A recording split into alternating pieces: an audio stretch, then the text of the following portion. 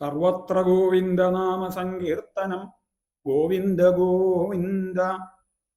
നാരായണം നമസ്കൃത്യ നരം ചൈവ നരോത്തമം ദേവീം സരസ്വതീം വ്യാസം തതോ ജയമുദീരയേത്. എല്ലാ സജ്ജനങ്ങൾക്കും നമസ്കാരം. കേരളവാണി ശ്രീമദ് ഭാഗവത പഠന പ്രഭാഷണ പരമ്പര ഭാഗം 48. വ്യാസനാരദ സംവാദമാണ് നാം അനുസ്മരിച്ചു കൊണ്ടിരിക്കുന്നത്. വേദവ്യാസ മഹർഷിയുടെ ചോദ്യത്തിന് ഉത്തരമായി ശ്രീനാരദ മഹർഷി തൻ്റെ പൂർവകഥയുടെ ഉത്തരഭാഗം പറഞ്ഞു കേൾപ്പിച്ചു. കാശീപുത്രനായിരിക്കെ മഹർഷീശ്വരന്മാരിൽ നിന്ന് ഉപദേശം നേടിയതിൻ്റെ ശേഷം കുറച്ചുകാലം കൂടി തൻ്റെ അമ്മ ദാസ്യം നോക്കിയിരുന്നതായ ആ ബ്രാഹ്മണ ഗൃഹത്തിൽ താമസിച്ചു. ഒരിക്കൽ അമ്മ പാമ്പ് കടിയേറ്റ് മരിച്ചപ്പോൾ അതാണ് ഭഗവത് നിശ്ചയം എന്ന് മനസ്സിൽ സമാധാനിച്ചുകൊണ്ട് തൻ്റെ ബന്ധനങ്ങളെല്ലാം ഒഴിവായി എന്ന ആശ്വാസത്തോടെ വടക്കുദിക്കിലേക്ക് നടന്നുപോയ നാരദൻ എന്ന ബാലകൻ ഒരു വലിയ കാട്ടിൽ എത്തിച്ചേർന്നു. ക്ഷീണിതനായി ജലപാനാദികളെല്ലാം നിർവഹിച്ച് ഒരു ആൽവൃക്ഷത്തിൻ്റെ ചുവട്ടിലിരുന്ന് ഭഗവാനെ ധ്യാനിച്ചു. കുറച്ചു നേരത്തെ ധ്യാനത്തിന് ശേഷം ഭഗവത് സ്വരൂപം ഉള്ളിൽ അങ്ങനെ തിളങ്ങി കാണാറായി. അത് ഒന്നുകൂടി കാണണമെന്ന് ആഗ്രഹിച്ചപ്പോൾ പെട്ടെന്ന് ആ സ്വരൂപം അപ്രത്യക്ഷമായി. ദുഃഖത്തോടെ ആ ബാലകൻ അങ്ങനെ ചിന്തിച്ചു കൊണ്ടിരിക്കുമ്പോൾ ആ ഉണ്ണിയെ ആശ്വസിപ്പിക്കുമാറ് ഭഗവത് വചനം ആകാശത്തിൽ നിന്ന് മുഴങ്ങി കേട്ടു. നീ ഒരിക്കലും ദുഃഖിക്കേണ്ടതില്ല ഉണ്ണി. നിനക്ക് ഭക്തി ഉണ്ടാവാൻ വേണ്ടി ഞാനിതാ ഈ ജന്മത്തിൽ എൻ്റെ സ്വരൂപം ഭംഗിയായി കാണിച്ചു തന്നു. ഇത് അടുത്ത ജന്മത്തിലും നിനക്ക് സ്മരണയായി ഭവിക്കും. തുടർന്ന് അടുത്ത ജന്മത്തിൽ നീ എൻ്റെ പാർഷദനായി ഭവിക്കും. ഇങ്ങനെ ശ്രീനാരദൻ കേട്ട ആ ആകാശവചനത്തോടെയാണ് ഭാഗം 47 നാം സമർപ്പിച്ചത്. തുടർന്നുണ്ടായത് എന്ത് എന്ന് പറയുന്നു നാരദൻ. ഏതാവതുക്തോപരരാമ തന്മഹദ്ഭൂതം നഭോലിംഗം അലിംഗമീശ്വരം അഹം ച തസ്മൈ മഹതാം മഹീയസേ ശീർഷ്ണാവനാമം വിദധേനുകമ്പിത. നഭോലിംഗം ആകാശസ്വരൂപമുള്ളതും അലിംഗം കാണാൻ കഴിയാത്തതും ഈശ്വരം ഈശ്വര സ്വഭാവമുള്ളതുമായ തദ് മഹദ്ഭൂതം ആ മഹാഭൂതം ഏതാവത് ഉക്ത ഇത്രയും പറഞ്ഞ് ഉപരരാമ വിരമിച്ചു.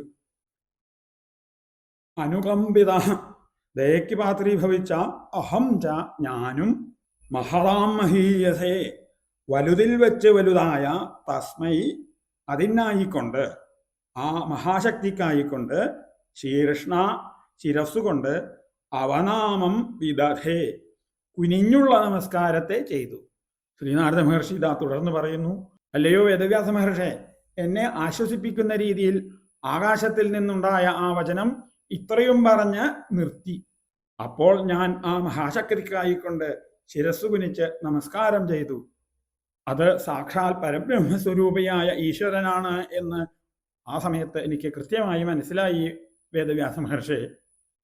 മഹദ്ഭൂതം ബ്രഹ്മസ്വരൂപ സത്യവസ്തു എന്നർത്ഥം. തത്പ്രസിദ്ധം മഹദ്ഭൂതം അസ്യ മഹതോഭൂതസ്യ നിശ്വസിതമേവ ഏതദ് ഋഗ്വേദഃ ഇത്യാദി ശ്രുതേഃ എന്നിങ്ങനെ ശ്രീധരേയം. ഈ മഹദ്ഭൂതത്തിൻ്റെ അതായത് ബ്രഹ്മചൈതന്യത്തിൻ്റെ നിശ്വാസങ്ങളാണ് ഋഗ്വേദം എന്ന് ശ്രുതിയിലൂടെ നമ്മൾക്ക് പ്രാമാണ്യത്തോടെ മനസ്സിലാക്കാൻ സാധിക്കുന്നു എന്നിങ്ങനെയാണ് ശ്രീധരാചാര്യരുടെ ആ അഭിപ്രായത്തിൻ്റെ താല്പര്യം. ഭഗവതോ നാമയേവ അതഃ ക്ലീബത്വം എന്നിങ്ങനെ വംശീധരാചാര്യർ. ഭഗവാനായ ബ്രഹ്മത്തിൻ്റെ നാമമായതുകൊണ്ട് ഇവിടെ നപുംസകലിംഗത്തെ പ്രയോഗിച്ചിരിക്കുന്നു. സന്നിഹിതമപി ന ലിംഗതേ ഇത്യലിംഗം. സമീപത്ത് തന്നെയുണ്ടെങ്കിലും കാണാൻ സാധിക്കാത്തത്, ഒരു തരത്തിലുള്ള അടയാളവും പ്രകടിപ്പിക്കാത്തത് എന്നർത്ഥം. എന്നാൽ നഭോലിംഗം എന്ന് പറയകൊണ്ട് ഇത് ആകാശത്തെ ആശ്രയിച്ചുള്ള ഒരു വാക്കായതുകൊണ്ട് അതിനെ മനസ്സിലാക്കാൻ സാധിച്ചു എന്നർത്ഥം. നഭസി ഹാർദാകാശേ ലിംഗ്യതേ ജ്ഞായതേ ഇതി വാ. നഭസ്സാകുന്ന ഹൃദയാകാശത്തിൽ അറിയപ്പെടുന്നത്, അടയാളപ്പെട്ടു വരുന്നത് എന്നും ആവാം. വംശീധരാചാര്യർ. ആ മഹദ്ഭൂതം ഏതാവതുക്ത വിരരാമ ഇത്രയും പറഞ്ഞുകൊണ്ട് വിരമിച്ചു. അല്ലയോ വേദവ്യാസ മഹർഷേ, ഞാൻ അദൃശ്യമായ ആ ശക്തിയുടെ മുൻപിൽ തലകുനിച്ചുകൊണ്ട് നമസ്കരിച്ചു. അനുകമ്പിത, എനിക്ക് എന്തെന്നില്ലാത്ത സന്തോഷം തോന്നി. ആ ഭഗവാൻ എന്നിൽ ദയാലുവായി എന്നെ അനുഗ്രഹിച്ചിരിക്കുന്നു എന്നത് വെളിവാക്കുകയായിരുന്നുവല്ലോ ഈ വാക്കുകളിലൂടെ.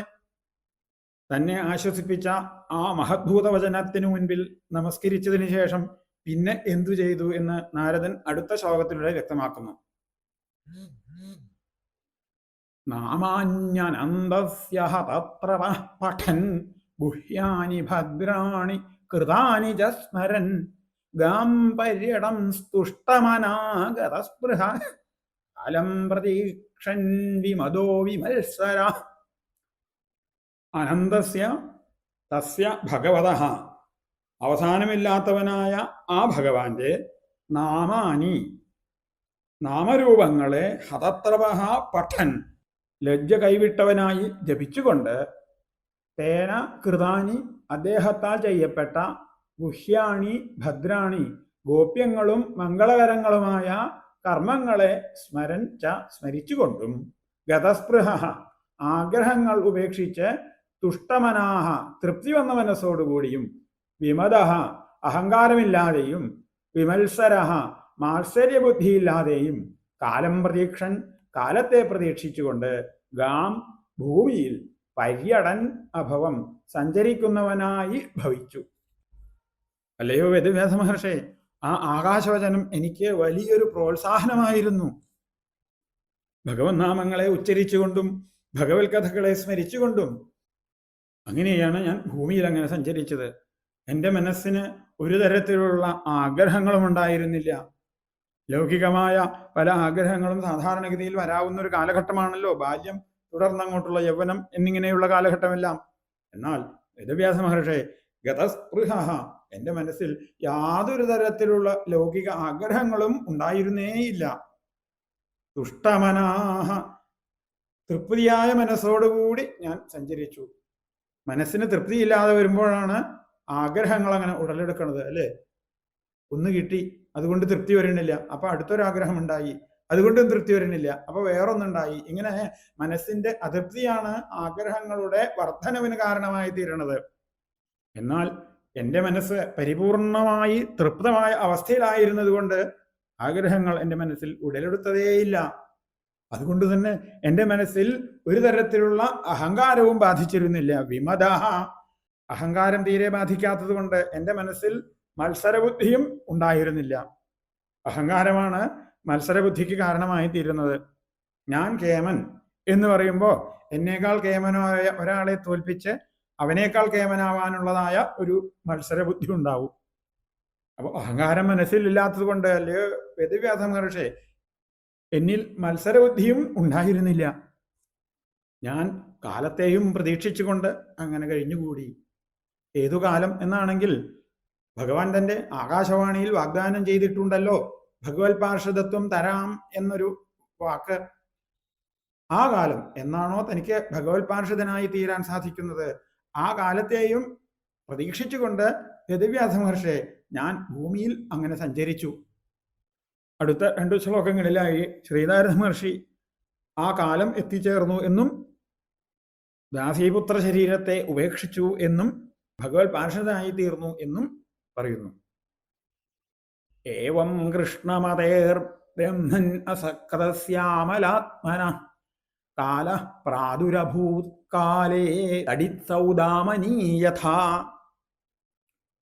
ബ്രഹ്മൻ, ഹേ ബ്രഹ്മജ്ഞ, ഏവം ഈ വിധം കൃഷ്ണമതേഹെ, കൃഷ്ണനിൽ അർപ്പിച്ച ബുദ്ധിയോടുകൂടിയവനായും, അസക്തസ്യ, മറ്റൊന്നിലും ആസക്തിയില്ലാത്തവനായും, അമലാത്മനഃ, വിശുദ്ധചിത്തനായും ഇരിക്കുന്ന എൻ്റെ കാലേ, ഊഴമായപ്പോൾ, അതായത് എനിക്ക് ശരീരം ഉപേക്ഷിക്കേണ്ടതായ അസന്ദർഭമായപ്പോൾ, സൗദാമനീ തടിത് യഥ, മിന്നൽ പിണർച്ചാർത്തെന്നു കണക്കെ പെട്ടെന്ന്, കാലഹ, മൃത്യുദേവത, പ്രാദുരഭൂത്, പ്രത്യക്ഷപ്പെട്ടു. അങ്ങനെ ഞാൻ, അല്ലയോ വേദവ്യാസ മഹർഷേ, ഭഗവതർപ്പിതമായ മനസ്സോടുകൂടി ഭൂമിയിൽ അങ്ങനെ സഞ്ചരിച്ചു. എനിക്ക് മറ്റൊരു വിഷയങ്ങളിലും അത്യാഗ്രഹം ഉണ്ടായിരുന്നില്ല. അതുകൊണ്ട് തന്നെ എൻ്റെ മനസ്സ് ശുദ്ധമായ ഭാവത്തിൽ വർത്തിച്ചു. എനിക്ക് ശരീരം ഉപേക്ഷിക്കേണ്ട കാലം ആയപ്പോൾ ഭഗവാൻ മൃത്യുദേവൻ മേഘസംബന്ധിയായ മിന്നൽ പോലെ എൻ്റെ മുമ്പിൽ വന്നു. കാലഹ തൽകൃപാവസരഹ എന്ന് വംശീധരാചാര്യർ. കാലം എന്നിവിടെ പറയുകൊണ്ട് തൽകൃപാവസരഹ, ഭഗവാന്റെ കാരുണ്യത്തിന്റെ അവസരം, തൻ്റെ പാർഷദനാക്കി തീർക്കും എന്ന് ഭഗവാൻ കാരുണ്യത്തോടുകൂടി അരുളി ചെയ്തതായ ആ സന്ദർഭം എത്തിച്ചേർന്നു എന്നർത്ഥം. എങ്ങനെയാണ് പാഞ്ചഭൗതികമായ ശരീരത്തെ ഉപേക്ഷിച്ച് ഭഗവത് പാർഷദ സ്വരൂപം സ്വീകരിച്ചത് എന്ന് പറയുന്നു ശ്ലോകം 29.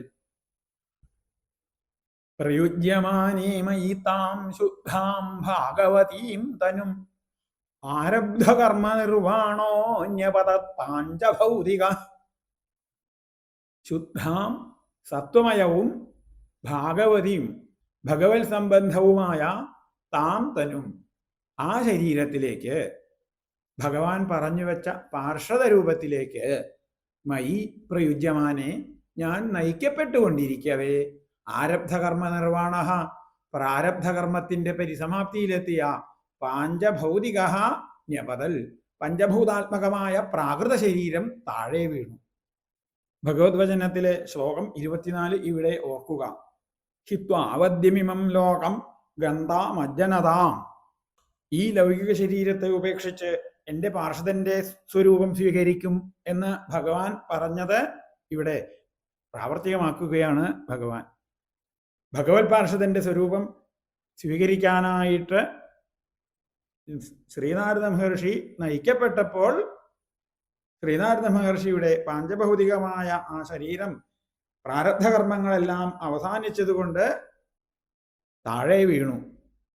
മനസ്സിന്റെ വ്യാപാരം മറ്റെല്ലാറ്റിൽ നിന്നും പൂർണ്ണമായി നിയന്ത്രിച്ച് ഭഗവാങ്കൽ തന്നെ ഏകാഗ്രമാക്കാനാണ് ഒരിക്കൽ ഭഗവാൻ നാരദന് ദർശനം നൽകിയത്. അങ്ങനെ നാരദൻ പൂർവജന്മത്തിൽ ഭഗവതുപാസനയിൽ മാത്രം വ്യാപൃതനായി ശേഷിച്ച ആയുഷ്കാലം കഴിച്ചുകൂട്ടി. പ്രാരബ്ധകർമ്മം അങ്ങനെ അവസാനിച്ചപ്പോഴേക്കും പാഞ്ചഭൗതികമായ ദേഹം പതിച്ചു. അതായത് ആ പാഞ്ചഭൗതികമായ ദേഹത്തിൽ നിന്ന് ജീവാത്മാവ് വേർപെട്ടു എന്നർത്ഥം. പൂർവജന്മത്തിൽ അനേകം ദുഷ്കൃതങ്ങൾ ചെയ്തവനാണ്. അതെല്ലാം സഞ്ചിതമായി കിടപ്പുണ്ട് താനും. അതിലൊരംശം പ്രാരബ്ധമായി ഈ ജന്മത്തിൽ അനുഭവിക്കണം. പ്രാരബ്ധം അനുഭവിച്ച ശേഷമേ ഭഗവത് പ്രാപ്തി ഉണ്ടാവൂ എന്ന് സാരം. ഭരതയോഗീശ്വരന് പോലും ഒരു മാനായി ജനിച്ച് പ്രാരബ്ധം അനുഭവിച്ച് അവസാനിപ്പിക്കേണ്ടി വന്നു എന്നുള്ളത് പ്രസിദ്ധമാണല്ലോ. കർമ്മങ്ങൾ 3 പ്രകാരത്തിലുണ്ട്. അവയെപ്പറ്റി പ്രായശ്ചിത്ത പ്രകാശം എന്ന ഗ്രന്ഥത്തിൽ ഇപ്രകാരം പറയുന്നു. കർമാവി ത്രിവിധം സഞ്ചിതം ആരബ്ധം ക്രിയമാണം ച. പ്രാരബ്ധകർമ്മണാം ഭോഗാദേവ ക്ഷയോ ഭവേൽ, സഞ്ചിതക്രിയമാണാനാം പ്രായശ്ചിത്തൈസ്തഥേവ ച. സഞ്ചിതം ആരബ്ധം ക്രിയമാണം എന്നിങ്ങനെ കർമ്മങ്ങൾ 3 പ്രകാരേണയാണ് എന്ന് നിശ്ചയിക്കപ്പെട്ടിരിക്കുന്നു. പ്രാരബ്ധകർമ്മം അനുഭവിച്ചു തന്നെ തീരണം. സഞ്ചിതവും ക്രിയമാണവും പ്രായശ്ചിത്തം കൊണ്ട് ക്ഷയിപ്പിക്കാം എന്നാണ് ജ്ഞാനികളുടെ അഭിപ്രായം. ഇരുമ്പ് കൊണ്ടുള്ള ഒരു ദണ്ട് മുറിക്കണമെങ്കിൽ ഇരുമ്പ് കൊണ്ട് തന്നെയുള്ള അരം എന്നൊരു ഉപകരണം ഉപയോഗിക്കണം. അത് വളരെയധികം നേരം പരിശ്രമിച്ചാൽ മാത്രമാണ് ഒരു ഇരുമ്പ് ദണ്ട് മുറിക്കുവാൻ സാധിക്കുകയുള്ളൂ. അതുപോലെ തന്നെയാണ് വളരെ പ്രയാസപ്പെട്ടാണ് കൃച്ഛ്രം തുടങ്ങിയതായ പ്രായശ്ചിത്തങ്ങളെ കൊണ്ട് പാപങ്ങളുടെ ദോഷഫലത്തെ നശിപ്പിക്കുന്നത് എന്നർത്ഥം. പ്രായസ്യ പാപസ്യ ചിത്തം വിശോധനം യസ്മാൽ തൽ പ്രായശ്ചിത്തം. പ്രായമെന്നാൽ പാപം, ചിത്തമെന്നാൽ ശുദ്ധീകരിക്കൽ, പ്രായശ്ചിത്തമെന്നാൽ പാപങ്ങളെ നശിപ്പിക്കൽ. ദേവി ഭാഗവതത്തിലും കർമ്മത്രയത്തെക്കുറിച്ചുള്ള വിശദീകരണമുണ്ട്. എന്നാൽ അവിടെയും പ്രാരബ്ധം അനുഭവിച്ചു തന്നെ തീരണമെന്നുള്ളത് നിശ്ചയമായും പറഞ്ഞിരിക്കുന്നു. അതുകൊണ്ടാണ് നാരദൻ എന്ന ബാലൻ ഭഗവാന്റെ അനുഗ്രഹം ലഭിച്ചതിന് ശേഷവും ഈ ഭൂമിയിൽ കുറേ കാലം കഴിച്ചുകൂട്ടാൻ സംഗതി വന്നത്. പ്രാരബ്ധം അനുഭവിച്ച് ക്ഷയിച്ചതോടുകൂടി ഈ ദേഹത്തെ ഉപേക്ഷിക്കാനായിട്ട് സാധിച്ചു. ഭഗവത് പാർഷദ രൂപത്തിലേക്ക് എത്തിച്ചേരുകയും ചെയ്തു. 30-31 ശ്ലോകങ്ങളിലായി ഭഗവത് പാർഷദനായി തീർന്ന നാരദ മഹർഷി ബ്രഹ്മപുത്രനായ നാരദ മഹർഷിയായി ഇപ്പോൾ ഈ കാണുന്ന സ്വരൂപത്തിൽ എങ്ങനെ ആവിർഭവിച്ചു എന്ന് പറയുന്നു. കൽപ്പാന്ത ഇതമാദായ ശയാനേ അംഭസ്യുതന്വത ശിശൈഷോരനുപ്രാണം വിവിശേന്തരഹം വിഭോ. കൽപ്പാന്തേ, കൽപ്പാവസാനത്തിൽ ഇതം ഈ ലോകത്തെ ആദായ ഉപസംഹരിച്ച് ഉദന്വത അംഭസി പ്രളയസമുദ്രത്തിന്റെ ജലത്തിൽ ശയാനെ കിടന്നുകൊണ്ടിരുന്ന ശ്രീനാരായണനിൽ ശിശൈഷോഹോ ശയിക്കുവാൻ വിലയം പ്രാപിക്കുവാൻ ശ്രമിക്കുന്ന വിഭോഹ ബ്രഹ്മദേവന്റെ അന്തഃ ഉള്ളിലേക്ക് അനുപ്രാണം നിശ്വാസത്തോടൊപ്പം അഹം വിവിശേ ഞാൻ കടന്നു. കൽപ്പാന്ത പ്രളയത്തെക്കുറിച്ച് വർണ്ണിച്ചു. കൽപ്പാന്ത പ്രളയത്തിൽ ഭഗവാൻ ശ്രീനാരായണമൂർത്തി പ്രപഞ്ചത്തെ മുഴുവൻ തന്നിലേക്ക് ലയിപ്പിച്ച് യോഗനിദ്ര ചെയ്യുന്നു. അങ്ങനെ യോഗനിദ്ര ചെയ്യുന്ന ഭഗവാനോടുകൂടെ ശയിക്കാൻ, അതായത് ഭഗവാനിൽ ചേർന്ന് കിടക്കാനായി ബ്രഹ്മാവ് ഭഗവത് ശരീരത്തിലേക്ക് പ്രവേശിക്കുന്നു. കൽപ്പാന്തത്തിൽ ബ്രഹ്മാവ് ഉറങ്ങുന്നത് വിഷ്ണുവിന്റെ ശരീരത്തെ ആശ്രയിച്ചാണ് എന്ന് കൂർമ്മപുരാണത്തിൽ ഇങ്ങനെ പറയുന്നതായി കാണാം. തതോവതീര്യ വിശ്വാത്മാ ദേഹമാശ്രിത്യ ചക്രിണ അവാപ വൈഷ്ണവീം നിദ്രാം ഏകീഭൂയാഥ വിഷ്ണുന. കൽപ്പാന്തകാലത്തിൽ സത്യലോകത്തിൽ നിന്നിറങ്ങിയ വിശ്വാത്മാവായ ബ്രഹ്മാവ് ചക്രായുധത്തെ ധരിച്ചിരിക്കുന്ന മഹാവിഷ്ണുവിന്റെ ശരീരത്തെ ആശ്രയിച്ച് വിഷ്ണുവിനോട് ഒന്നായി ചേർന്ന് വൈഷ്ണവീ നിദ്രയെ പ്രാപിച്ചു എന്ന് സാരം. ബ്രഹ്മാവ് അങ്ങനെ ഭഗവത് ശരീരത്തിലേക്ക് പ്രവേശിക്കാനായി ആഗ്രഹിച്ചു കൊണ്ടിരിക്കെ ആ ബ്രഹ്മാവിന്റെ ശ്വാസവായുവിനോടുകൂടി ഞാൻ അദ്ദേഹത്തിന്റെ അന്തർഭാഗത്തിലേക്ക് പ്രവേശിച്ചു. ഒരു കൽപ്പം എന്ന് പറഞ്ഞാൽ ബ്രഹ്മാവിന്റെ പകലാണല്ലോ. കൽപ്പം കഴിഞ്ഞാൽ വികൽപ്പം ബ്രഹ്മാവിന്റെ രാത്രി, അതായത് ഉറക്കം. കൽപ്പാന്തത്തിൽ ബ്രഹ്മാവ് ഉറങ്ങുന്നത് ഭഗവാനിൽ ചേർന്ന് കിടന്നുകൊണ്ടാണ് എന്നിവിടെ നിന്ന് മനസ്സിലാക്കാം. ബ്രഹ്മാവിന്റെ സ്ഥാനമായ സത്യലോകം പോലും അപ്പോൾ ഉണ്ടാവില്ലല്ലോ. പിന്നെ വിശ്രമിക്കാൻ കിടന്നുറങ്ങാൻ ബ്രഹ്മാവിനൊരു സ്ഥലം വേണ്ടേ? നാശമില്ലാത്ത സ്ഥാനം ശ്രീനാരായണമൂർത്തി തന്നെ ആകൊണ്ട് ശ്രീനാരായണമൂർത്തിയിൽ ചേർന്നു കിടന്ന് ഉറങ്ങുന്നു. ഒരു കൽപ്പം 1000 ചതുർയുഗങ്ങളാണ്, വികൽപ്പവും അത്രയും കാലം തന്നെ എന്നർത്ഥം. അതാണ് അടുത്ത ശ്ലോകത്തിൽ പറയുന്നത്. ഒരു വികൽപ്പത്തിന് ശേഷം ഉണർന്നെഴുന്നേറ്റ ബ്രഹ്മാവിൽ നിന്ന് ഞാൻ സൃഷ്ടിക്കപ്പെട്ടു എന്നിങ്ങനെ നാരദൻ വേദവ്യാസ മഹർഷിയെ കേൾപ്പിക്കുന്നു. സഹസ്രയുഗപര്യന്ത ഉത്ഥായേദം സിസൃക്ഷത മരീചിമിശ്രാർഷയ പ്രാണേഭ്യോഹം ജജ്ഞിരേ. സഹസ്രയുഗപര്യന്തേ 1000 ചതുർയുഗങ്ങളുടെ പര്യവസാനത്തിൽ ഉത്ഥായ എഴുന്നേറ്റ് ഇതം ഈ ലോകത്തെ സിസൃക്ഷത സൃഷ്ടിക്കുന്നതിന് ആഗ്രഹിച്ച ബ്രഹ്മാവിന്റെ പ്രാണേഭ്യ ഓരോ ഇന്ദ്രിയങ്ങളിൽ നിന്നായി മരീചിമിശ്രാഹ ഋഷയ മരീചി മുതലായ ഋഷിമാരും അഹം ച ഞാനും ജജ്ഞിരേ ജനിച്ചു. എങ്ങനെയാണ് താൻ ബ്രഹ്മപുത്രനായത് എന്ന് നാരദൻ വിവരിക്കുന്നു. 1000 ചതുർയുഗങ്ങൾ കഴിഞ്ഞപ്പോൾ എഴുന്നേറ്റ് ലോകസൃഷ്ടിക്കായി ബ്രഹ്മാവ് ആഗ്രഹിച്ചു. ആ സന്ദർഭത്തിൽ ബ്രഹ്മാവിന്റെ ഓരോരോ ഇന്ദ്രിയങ്ങളിൽ നിന്നായി മരീചി തുടങ്ങിയ മഹർഷിമാർക്കൊപ്പം ഞാനും ജനിച്ചു. വേദവ്യാസ മഹർഷി ബ്രഹ്മാവിന്റെ ഏതേത് ഇന്ദ്രിയങ്ങളിൽ നിന്ന് ഏതെല്ലാം മഹർഷിമാരാണ് ആവിർഭവിച്ചത് എന്ന് തൃതീയ സ്കന്ധം 12-ാം അധ്യായത്തിൽ നമ്മൾക്ക് മനസ്സിലാക്കാൻ സാധിക്കും. ഉത്സംഗാന്നാരദോ യജ്ഞേ എന്നവിടെ പറയുന്നു. ബ്രഹ്മാവിന്റെ മടിയിൽ നിന്നാണ് ശ്രീനാരദ മഹർഷി ജനിച്ചത് എന്നർത്ഥം. തുടർന്ന് തൻ്റെ ഇപ്പോഴത്തെ അവസ്ഥ എന്ത് എന്ന് ശ്രീനാരദ മഹർഷി വേദവ്യാസനെ കേൾപ്പിക്കുന്നു. അന്തർബഹിശ്ചലോകാം സ്ത്രീൻ പര്യേമ്യ സ്കന്ദിതവ്രത അനുഗ്രഹാൻ മഹാവിഷ്ണോരവിഘാതഗതി ക്വചിത്. മഹാവിഷ്ണോ അനുഗ്രഹാൽ, ശ്രീ മഹാവിഷ്ണുവിൻ്റെ അനുഗ്രഹം കൊണ്ട് ക്വചിത് ഒരു ദിക്കിലും അവിഘാതഗതി തടസ്ഥമേൽക്കാത്ത സഞ്ചാരത്തോടുകൂടിയവനായി അസ്കന്ദിതവ്രത പിഴവേൽക്കാത്ത ബ്രഹ്മചര്യവ്രതത്തോടുകൂടിയവനായി സ്ത്രീൻ ലോകാൻ 3 ലോകങ്ങളിലും അന്തഹ ബഹിഹി ച അകത്തും പുറത്തും പര്യേമി ഞാൻ ചുറ്റി നടക്കുന്നു, പര്യടനം ചെയ്യുന്നു. ശ്രീനാരദ മഹർഷി തുടരുന്നു. അല്ലയോ വേദവ്യാസ മഹർഷി, ശ്രീ മഹാവിഷ്ണുവിന്റെ പൂർണ്ണമായ അനുഗ്രഹം ഇപ്പോൾ എന്നിൽ നിറഞ്ഞങ്ങനെ നിൽക്കുന്നുണ്ട്. അതുകൊണ്ട് തന്നെ എനിക്ക് ഈ 3 ലോകങ്ങൾക്കുള്ളിലും അവയ്ക്കു പുറത്തും യാതൊരു തടസ്സവും കൂടാതെ സഞ്ചരിക്കാൻ സാധിക്കുന്നു. ഏ കർമ്മിണസ്തേ ബഹിർനയാതി യേ തവ ആദിഭിർബ്രഹ്മലോകം ഗതാഃ തേ അന്തർനയാതി. അഹം തു മഹാവിഷ്ണോരനുഗ്രഹാത് അഖണ്ഡിത ബ്രഹ്മചര്യവ്രതഃ സൻ അന്തർബഹിശ്ച പര്യടാമി. ക്വചിദപ്യവിഘാത അപ്രതിഹതാ ഗതിഃ യസ്യ സഹ. ഭാവാർത്ഥദീപിക എന്ന ശ്രീധരീയ വ്യാഖ്യാനം. കർമ്മികളായുള്ളവർക്ക് ത്രിലോകത്തിന് പുറത്തേക്ക് സഞ്ചരിക്കാൻ സാധിക്കുകയില്ല. തപസ്, ജ്ഞാനം തുടങ്ങിയവയിലൂടെ ബ്രഹ്മലോകത്തിൽ എത്തിച്ചേർന്നവർക്ക് ത്രിലോകത്തിന്റെ ഉള്ളിലേക്ക് വരാനും സാധിക്കുകയില്ല. എന്നാൽ എനിക്ക് ഈ 3 ലോകത്തിനുള്ളിലും പുറത്തും ഒരുപോലെ ഒരിക്കലും ഒരു തടസ്സവും നേരിടാതെ സുഖകരമായി സഞ്ചരിക്കാൻ സാധിക്കുന്നു. അത് ശ്രീ മഹാവിഷ്ണുവിന്റെ അനുഗ്രഹം കൊണ്ട് മാത്രമാണ്. ഇതാണ് ആ ശ്രീധരീയ വാക്യത്തിന്റെ അർത്ഥം. നാരദ മഹർഷിയുടെ പര്യടനം കൊണ്ട് എന്ത് പ്രയോജനം ആർക്കുണ്ടാകുന്നു എന്നിങ്ങനെ പറയുന്നു അടുത്ത ശ്ലോകത്തിൽ. ദേവദത്താമിമാം വീണാം സ്വരബ്രഹ്മവിഭൂഷിതാം മൂർച്ഛയിത്വാ ഹരികഥാം ഗായമാനശ്ചരാമ്യഹം.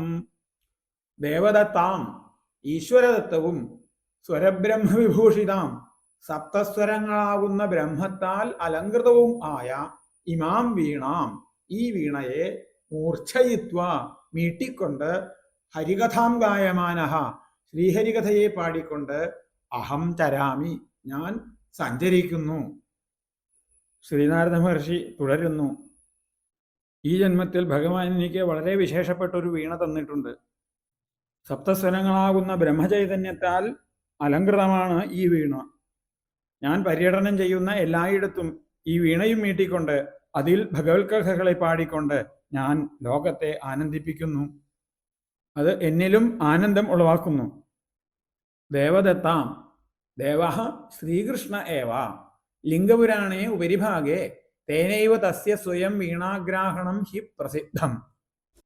ജീവഗോസ്വാമി എന്ന ആചാര്യന്റെ ക്രമസന്ദർഭം എന്ന വ്യാഖ്യാനത്തിലെ വരികളാണ് ഉദ്ധരിച്ചത്.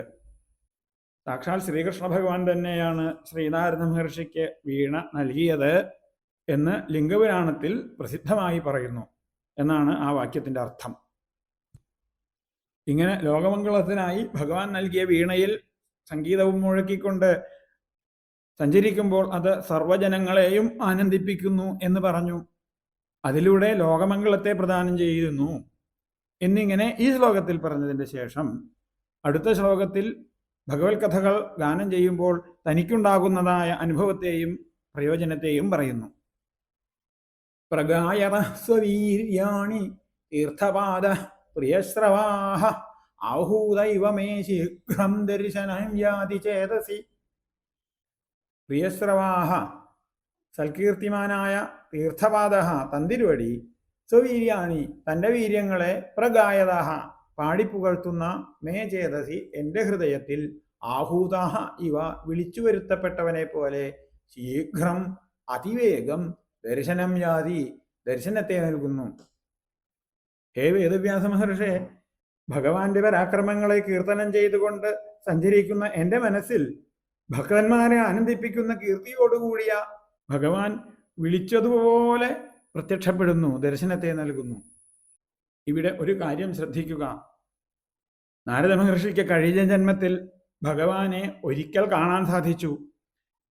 തുടർന്നങ്ങോട്ട് ആ ജന്മത്തിൽ എത്ര വിളിച്ചിട്ടും ഒരിക്കൽ പോലും കാണാൻ സാധിച്ചില്ല. എന്നാൽ ഇപ്പോൾ വിളിക്കാതെ തന്നെ വിളിച്ചതുപോലെ ഭഗവാൻ ദർശനം നൽകുന്നു. ആഹൂത ഇവ, വിളിച്ചുവോ എന്ന മട്ടിൽ. ഇടയ്ക്കിടയ്ക്ക് നാരദ മഹർഷിയുടെ ഹൃദയത്തിൽ ഭഗവാൻ അങ്ങനെ പ്രകാശിക്കും. എന്നിട്ട് അങ്ങനെ ചോദിക്കും, നാരദ മഹർഷേ, അങ്ങ് എന്നെ വിളിച്ചോ? ഞാൻ വിളിക്കുന്നുണ്ടായോ ഭഗവാനെ? ഓർമ്മ തോന്നുന്നില്ല. ഞാൻ അങ്ങയുടെ കഥകൾ പാടിക്കൊണ്ടിങ്ങനെ നടക്കുകയാണ്, അതിൻ്റെ ഇടയിൽ ഞാൻ അങ്ങയെ വിളിച്ചുവോ എന്നിങ്ങനെ പറയുകൊണ്ട് ശ്രീനാരദ മഹർഷിയുടെ ഹൃദയത്തിൽ ഭഗവാന്റെ നിത്യസാന്നിധ്യം ഉണ്ട് എന്നർത്ഥം. ഭഗവത് കഥകൾ കേൾക്കുന്നത് കൊണ്ട് ലോകത്തിനുള്ള പ്രയോജനത്തെ ഒന്നുകൂടി വിസ്തരിക്കുന്നു 35-ാം ശ്ലോകത്തിൽ. ഏതധ്യാതുരചിത്താനാം മാത്രാസ്പരിശേച്ഛയാ മുഹു ഭവസിന്ധുപ്ലവോ ദൃഷ്ടോ ഹരിചര്യാനുവർണ്ണനം. മുഹു, വീണ്ടും വീണ്ടും, മാത്രാസ്പരിശേച്ഛയ, വിഷയാനുഭവങ്ങളുടെ ഇച്ഛ കൊണ്ട്, ആതുരചിത്താനാം, വിവശഹൃദയരായിട്ടുള്ളവർക്ക് ഹരിചര്യാനുവർണ്ണനം, ഹരികഥകളെ അനുവർണിക്കുക എന്നത് യൽ യാതൊന്നാണോ ഏതൽ ഹി ഇതൊന്നു മാത്രമേ ഭവസിന്ധുപ്ലവ സംസാരസാഗരത്തെ കടക്കുവാനുള്ള കപ്പലായിട്ട് ദൃഷ്ട കാണപ്പെട്ടിട്ടുള്ളൂ. നിസ്സാരങ്ങളും ലൗകികങ്ങളുമായ വിഷയങ്ങളിലുള്ള അത്യാഗ്രഹം നിമിത്തം വലഞ്ഞുകൊണ്ടിരിക്കുന്ന സാധാരണ ജനങ്ങൾക്ക് സംസാരസാഗരത്തെ തരണം ചെയ്യാനുള്ള കപ്പലായി വർത്തിക്കുന്നത് ശ്രീഹരിയുടെ ഗാനാമൃത കീർത്തനങ്ങളാണ് എന്നുള്ളത് വളരെ പ്രസിദ്ധമാണ്. അതല്ലാതെ വേറെ ഒരു മാർഗവുമില്ല എന്നർത്ഥം. ശ്രീ ശുകബ്രഹ്മർഷി പരീക്ഷത്തിനോടുള്ള തന്റെ ഉപദേശങ്ങൾ ഉപസംഹരിക്കുന്ന സന്ദർഭത്തിൽ ദ്വാദശസ്കന്ധം 4-ാം അധ്യായം 40-ാം ശ്ലോകത്തിൽ ഇതേ ആശയം തന്നെ പറയുന്നു. സംസാരസിന്ധുമതിദുസ്തരമുത്തിതീർഷോർനാന്യഃ പ്ലവോ ഭഗവതഃ പുരുഷോത്തമസ്യ ലീലാകഥാരസനിഷേവണമന്തരേണ പുംസോ ഭവേത് വിവിധ ദുഃഖദവാർത്തിതസ്യ. തരണം ചെയ്യാൻ വളരെ പ്രയാസമുള്ളതായ സംസാരം എന്ന സാഗരത്തെ കടക്കാൻ പുരുഷോത്തമനായ ഭഗവാന്റെ കഥകളെ ശ്രവിക്കുക എന്നുള്ളതല്ലാതെ വേറെ ഒരു മാർഗവും ഇല്ല എന്നർത്ഥം. കാമലോഭാദികളെ കൊണ്ട് മനസ്സിന് വരുന്നതായ ദോഷത്തെ നശിപ്പിക്കാനായി ഭഗവത് സേവ കൊണ്ടല്ലാതെ വേറെ ഒരു മാർഗം കൊണ്ടും സാധ്യമല്ല എന്ന് പറയുന്നു അടുത്ത ശ്ലോകത്തിൽ. യമാദിഭിർയോഗപഥൈഃ കാമലോഭഹതോ മുഹു മുകുന്ദസേവയാ യദ്വൽ തഥാത്മാധാനശാമ്യതി. തുടരെ തുടരെ കാമലോഭാദി വൃത്തികൾ കൊണ്ട് കലുഷമായി തീരുന്ന മനസ്സ് മുകുന്ദസേവ കൊണ്ടെന്ന പോലെ യമം നിയമം എന്നീ യോഗമാർഗങ്ങൾ കൊണ്ട് ശരിയായ ശാന്തിയെ പ്രാപിക്കുന്നില്ല. അടുത്ത ശ്ലോകത്തോടെ ശ്രീനാരദ മഹർഷി തന്റെ വാക്കുകൾ ഉപസംഹരിക്കുന്നു. സർവം തദിദമാഖ്യാതം യൽ പൃഷ്ടോഹം ത്വയാനഘ ജന്മകർമ്മരഹസ്യം മേ ഭവതശ്ചാത്മതോഷണം. ഹേ അനഘ, അല്ലയോ ശുദ്ധാത്മൻ, ത്വയാ അഹം യൽ പൃഷ്ടഃ, അങ്ങയാൽ ഞാൻ യാതൊന്നിനെപ്പറ്റി ചോദിക്കപ്പെട്ടുവോ, ഭവതഃ ആത്മതോഷണം ച, അങ്ങയ്ക്ക് മനസ്സിന് സന്തോഷകരമായ മേ ജന്മകർമ്മരഹസ്യം തൽ, എൻ്റെ ജന്മം കർമ്മം ഇവയുടെ രഹസ്യവൃത്താന്തമായ അത് സർവം മുഴുവൻ ഇതം ഇങ്ങനെ ആഖ്യാതം പറയപ്പെട്ടു. ശ്രീനാരദൻ ഉപസംഹരിക്കുന്നു. ഹേ വേദവ്യാസ മഹർഷേ, അങ്ങ് എൻ്റെ ജന്മകർമ്മ രഹസ്യങ്ങളെക്കുറിച്ച് ചോദിച്ചതായ എല്ലാ ചോദ്യങ്ങൾക്കും ഇപ്പോൾ ഞാൻ വളരെ വിശദമായി ഉത്തരം നൽകിക്കഴിഞ്ഞിരിക്കുന്നു. തൻ്റെ ആഗമനോദ്ദേശം പൂർത്തീകരിക്കപ്പെട്ടു എന്നും താൻ യാത്രയാവുകയാണ് എന്നും ഈ വാക്കുകളുടെ ആന്തരാർത്ഥത്തിലൂടെ ശ്രീനാരദ മഹർഷി സൂചിപ്പിക്കുന്നു. ഈ അധ്യായാരംഭത്തിൽ വേദവ്യാസ മഹർഷി ചോദിച്ച എല്ലാ ചോദ്യങ്ങൾക്കും ഇപ്പോൾ ഇവിടെ വിസ്തരിച്ച് ഉത്തരം നൽകി കഴിഞ്ഞിരിക്കുന്നു എന്ന് നമ്മൾക്കും ഇപ്പോൾ മനസ്സിലായിട്ടുണ്ടാവുമല്ലോ. വിജ്ഞാനോപദേഷ്ടാക്കളായ മഹർഷിമാർ പോയതിൻ്റെ ശേഷം താൻ എങ്ങനെയാണ് ആ ജന്മം കഴിച്ചു കൂട്ടിയത് എന്നും ഭഗവാന്റെ അനുഗ്രഹം തനിക്ക് ലഭിച്ചത് എങ്ങനെയാണെന്നും ആ ഭഗവത് അനുഗ്രഹത്തിന്റെ ഫലമായി തനിക്ക് പൂർവജന്മസ്മൃതി ഇപ്പോഴും ഉണ്ട് എന്നും താൻ ദാസീപുത്രൻ എന്ന ശരീരത്തെ ഉപേക്ഷിച്ച് ബ്രഹ്മപുത്രനായി ജനിച്ചത് എങ്ങനെയെന്നും ബ്രഹ്മപുത്രനായി ജനിച്ച നാരദനായ താൻ എന്തെല്ലാമാണ് ഇപ്പോൾ പ്രവർത്തിച്ചു കൊണ്ടിരിക്കുന്നത് എന്നും വളരെ വ്യക്തമായും വിസ്തരിച്ചും ഇപ്പോൾ ശ്രീനാരദ മഹർഷി വേദവ്യാസനെ കേൾപ്പിച്ചു കഴിഞ്ഞിരിക്കുന്നു എന്നർത്ഥം. ഈ ശ്ലോകത്തോടെ നാരദവചനം പൂർണ്ണമാവുന്നു. തുടർന്ന് 2 ശ്ലോകങ്ങളിലായി നാം കാണുന്നത് സൂതവചനമാണ് എന്നർത്ഥം. സൂതനാണല്ലോ ശൗനകാദികളുടെ മുൻപിൽ കഥകൾ പറഞ്ഞുകൊണ്ടിരിക്കുന്നത്. ശൗനകാദി മഹർഷീശ്വരന്മാർ 4-ാം അധ്യായത്തിന്റെ ആരംഭത്തിൽ ചോദിച്ചതായ 3 ചോദ്യങ്ങളിൽ കുതസഞ്ചോദിത കൃഷ്ണ ഭഗവാൻ സംഹിതാം മുനി എന്ന ചോദ്യത്തിന്റെ ഉത്തരമാണ് ബ്രഹ്മനാരദ സംവാദ സ്വരൂപത്തിലൂടെ 4 അധ്യായങ്ങളിലായി വർണ്ണിച്ച് കേൾപ്പിച്ചത്. അത് ഉപസംഹരിക്കുന്നു സൂതൻ തുടർന്നുള്ള 2 ശ്ലോകങ്ങളിലൂടെ. അതോടെ ഈ അധ്യായവും സമാപിക്കുന്നു. സൂത ഉവാച ഏവം സംഭാഷ്യ ഭഗവാൻ നാരദോ വാസവീസുതം ആമന്ത്രവീണാം രണയന്യയൗ യാദൃച്ഛികോ മുനി അഹോ ദേവഋഷിർധന്യോയം യൽ കീർത്തിം ശാർംഗധന്വനഃ ഗായന്മാദ്യന്നിദം തന്ത്ര്യാ രമയത്യാതുരം ജഗത്. ഇതി ശ്രീമദ്ഭാഗവതേ മഹാപുരാണേ പാരമഹംസ്യാം സംഹിതായാം പ്രഥമസ്കന്ധേ വ്യാസനാരദ സംവാദേ ഷഷ്ഠോധ്യായ സർവത്ര ഗോവിന്ദനാമ സങ്കീർത്തനം. ഗോവിന്ദ ഗോവിന്ദ. ഭഗവാൻ സർവജ്ഞനായ നാരദ മഹർഷി വാസവീസുതം വേദവ്യാസനോടായി ഏവം ഇപ്രകാരം സംഭാഷണം ചെയ്ത് ആമന്ത്ര്യ യാത്ര പറഞ്ഞ് വീണാം രണയൻ വീണയെ ശബ്ദിപ്പിച്ചുകൊണ്ട് യാദൃച്ഛിക സ്വന്തമായി ആവശ്യങ്ങളില്ലായകയാൽ സ്വതന്ത്രനായിരിക്കുന്ന മുനിഹി ആ ദേവഋഷി യയൗ യാത്രയായി.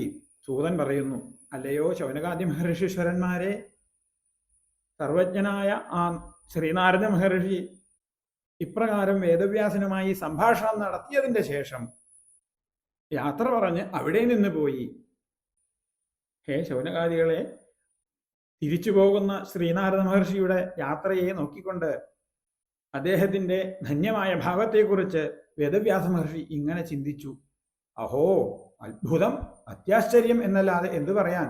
അയം ദേവഋഷി ഈ നാരദൻ മഹാത്മാവാണ്, ഭാഗ്യവാനാണ്. കാരണം ശ്രീ മഹാവിഷ്ണുവിൻ്റെ കീർത്തിയെ പ്രകീർത്തിച്ചുകൊണ്ട് ഈ ലോകത്തെ മുഴുവൻ ആനന്ദിപ്പിക്കാനായിട്ട് അദ്ദേഹത്തിന് സാധിക്കുന്നു. ഈ ലോകത്തിൽ പൊതുവെ എല്ലാവരും സംസാര ദുഃഖത്തിൽ അങ്ങനെ മുഴുകിക്കൊണ്ടിരിക്കുന്നു. എന്നാൽ ആ സംസാര ദുഃഖത്തിൽ നിന്ന് മോചനം നേടാൻ നാരദ മഹർഷിയുടെ വീണാഗാനം സഹായിക്കുന്നു എന്നുള്ളത് പ്രസിദ്ധമല്ലേ. അങ്ങനെ ദുഃഖത്തിൽ നിന്ന് മറ്റുള്ളവരെ മോചിപ്പിക്കാനായിട്ട് സാധിക്കുന്ന ഒരാൾ ഭാഗ്യശാലി തന്നെയാണ്, യാതൊരു സംശയവുമില്ല. എന്നിങ്ങനെ നാരദ മഹർഷിയുടെ ഭാഗ്യാതിരേകത്തെക്കുറിച്ച് വേദവ്യാസ മഹർഷി തൻ്റെ മനസ്സിൽ ചിന്തിച്ചു എന്ന് പറഞ്ഞുകൊണ്ട് സൂതൻ ഇതാ ആ വാക്കുകൾ അവിടെ ഉപസംഹരിക്കുന്നു. ആ അധ്യായവും അവിടെ ഉപസംഹരിക്കുന്നു എന്നർത്ഥം. 5-ാം അധ്യായത്തിൽ പ്രസ്താവിച്ച വ്യാസനാരദ സംവാദം ഈ അധ്യായത്തിൽ തുടർന്ന് അവസാനിപ്പിച്ചിരിക്കുന്നു. ശ്രീനാരദൻ തൻ്റെ പൂർവജന്മവൃത്താന്തത്തെ പൂർവാധ്യായത്തിൽ സൂചിപ്പിക്കുകയുണ്ടായി. ആയതു വ്യാസയുടെ ജിജ്ഞാസയാൽ ദേവർഷി ഒന്നുകൂടി വിസ്തരിച്ചു പറഞ്ഞു. ശ്രീനാരദനെ പോലെ മഹാവിഷ്ണുവിൻ്റെ കീർത്തി മഹിമയെ പ്രകീർത്തിക്കുന്ന പ്രവർത്തനം കൊണ്ട് മാത്രമേ വ്യാസമഹർഷിക്ക് ലോകത്തെ അനുഗ്രഹിക്കാനും ആത്മീയമായ പൂർണ്ണ സംതൃപ്തി നേടുവാനും സാധിക്കുകയുള്ളൂ എന്ന് പൂർണ്ണ ബോധ്യം വന്നു. ഇതോടെ 6-ാം അധ്യായം ഇവിടെ സമർപ്പിക്കുന്നു. തുടർന്ന് 7-ാം അധ്യായത്തിൻ്റെ ആരംഭത്തിൽ ശൗനക മഹർഷി ചോദിക്കുന്നു, ശ്രീവേദവ്യാസ മഹർഷി നാരദന്റെ അഭിപ്രായത്തെ സ്വീകരിച്ചുകൊണ്ട് എങ്ങനെയാണ് ഭാഗവത ഗ്രന്ഥം നിർമ്മിച്ചത് എന്ന്. തുടർന്നുള്ള ഭാഗങ്ങൾ അടുത്ത പ്രഭാഷണം മുതൽ ശ്രവിക്കാം. ഇപ്പോൾ ഇവിടെ നിർത്തട്ടെ. വിരാമസ്ഥാവൽ. സർവത്ര ഗോവിന്ദനാമ സങ്കീർത്തനം. ഗോവിന്ദ ഗോവിന്ദ.